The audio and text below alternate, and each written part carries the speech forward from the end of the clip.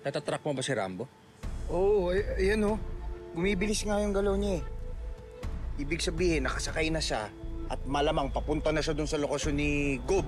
Nasang lugar na ba yan, Ompong? Tingnan mo nga. Sa may bandang Tikay. Naku, nakalabas na siya ng Corazon. Naku, ang mabuti pa alam mo, sumunod na tayo bago pa mawala yung signal mo. Naku, Aling Tami, paano nga wala tayong sasakyan? Mag-isip tayo ng paraan. Basta bantay mo. Isip tayo, paano tayo makakasunod? Alingkada? Olga? Nabalitaan ko po yung nangyari kay Rambo. Nabaril daw po siya. Kamusta na po si Rambo? Ligtas na siya. Pero ang pamilya niya naman ang tinangay ni Gob at ni Rigor. Hanggang ngayon ba'y pinagkakatiwalaan ni Gob, yung traidor na Rigor na yan? Kung alam lang niya na sinasaksak ni Rigor kapag nakatalikod yun.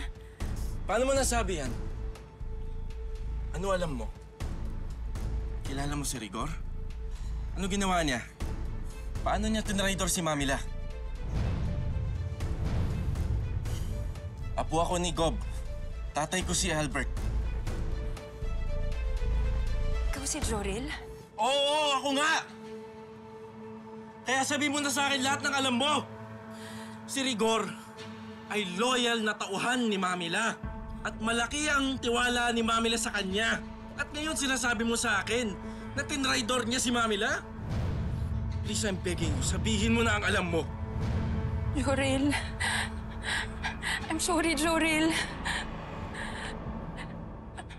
Pero si Rigor yung pumatay sa tatay mo.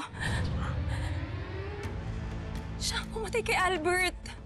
Nandito lang ako malapit sa bahay ni Gob eh, pero kahit anong senyalis ni Albert, wala. Saan ang punta yung hayop na yun? Sana patay na siya. Si Rigor ang pumatay kay Albert. Wala akong ebidensya. Ang alam ko lang, ipinapahanap niya sa akin si Albert noon. Bakit niya pinatay ang daddy ko? Bakit? Hindi ko alam. Pero alam ko baka may alam siyang impormasyon o lihim. Baka kasi noon pa lang, alam na niya na siya ang tatay ni Rambo. Tama. Yun siguro ang dahilan.